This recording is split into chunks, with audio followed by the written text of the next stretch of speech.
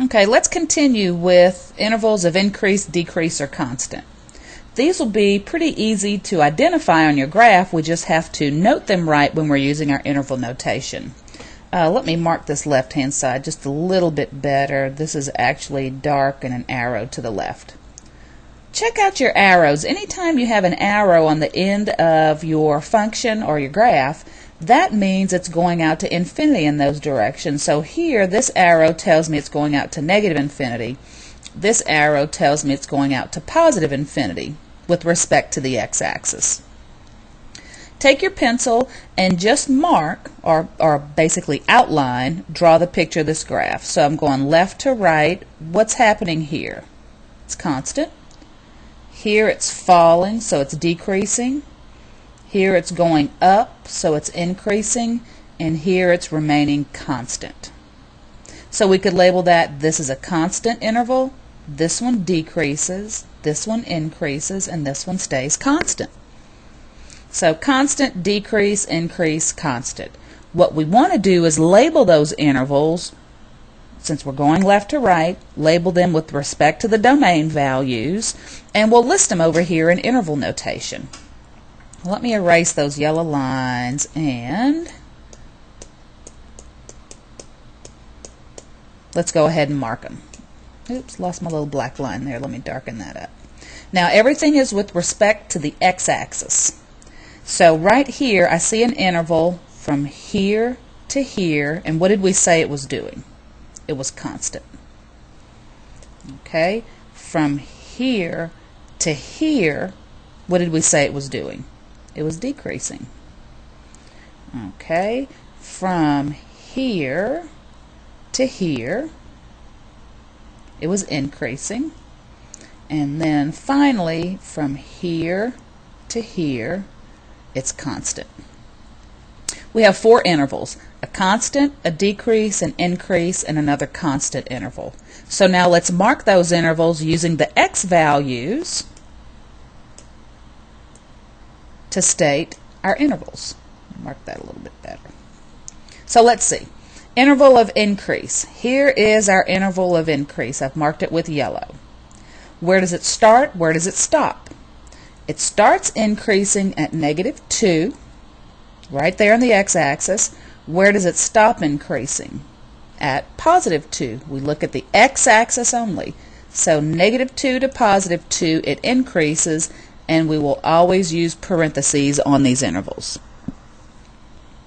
Where did we see where it decreased? Well, that was my purple part, from here to here. From -3 to -2, this graph decreased. So it decreases from -3 to -2, always using parentheses on these intervals. What about the intervals where it stayed constant? Well, here from -infinity, because there's an arrow, we use -infinity, and it stopped being constant at -3. So -infinity to -3 was one area where it was constant. The other area we saw was here from 2 to, since there's an arrow, it goes to infinity. So the cutoff point for it being constant starts at 2, stops at infinity. Anytime you have more than one interval in a category, we will always use the symbol U, which means union, to list those as a set. So since I had 2 intervals where it was constant, I list both intervals, but I put a U in between them to indicate the union. So that's how we'll do intervals of increase, decrease, or constant. Let's look at relative maximum and minimum. We'll see some graphs, and this is a nice polynomial graph where we have some nice curves. And what we'll want to do is identify relative maxima or minima. Well, these are just points where on the graph of a function where it changes from increasing to decreasing or decreasing to increasing. They're basically your hills and your valleys of your graph.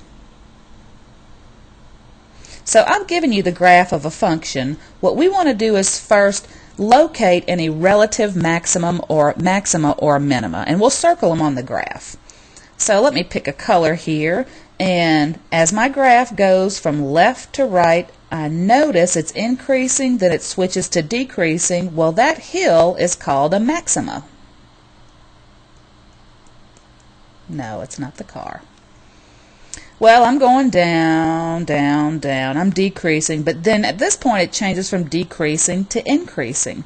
When it changes, that gives me a point. In this case, since I'm at a valley, it's a low point, it's a minima. I'm at a high point, at a hill, it's a maxima. At a low point, a valley, it's a minima. So we've circled those points on the graph.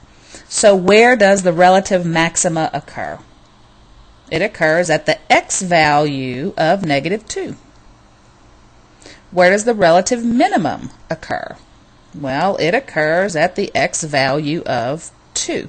So it occurs at these two x values, the max at -2, the min occurs at +2. Now when we ask for the maximum value, that's the y value. So it occurs at the x value.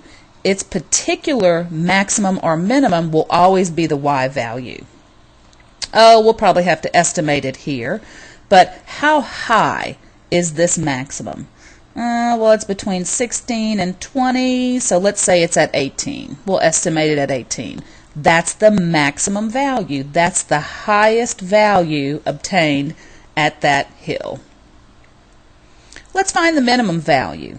Here's our relative minima, and it's between -12 and -16, so how about we call it what? -14? Since I don't have a precise measurement, we'll just say it's at -14. So the maxima occurs at the hills, the minima occurs at the valleys. It occurs at the x value. The actual height of your maxima or minima is the y value.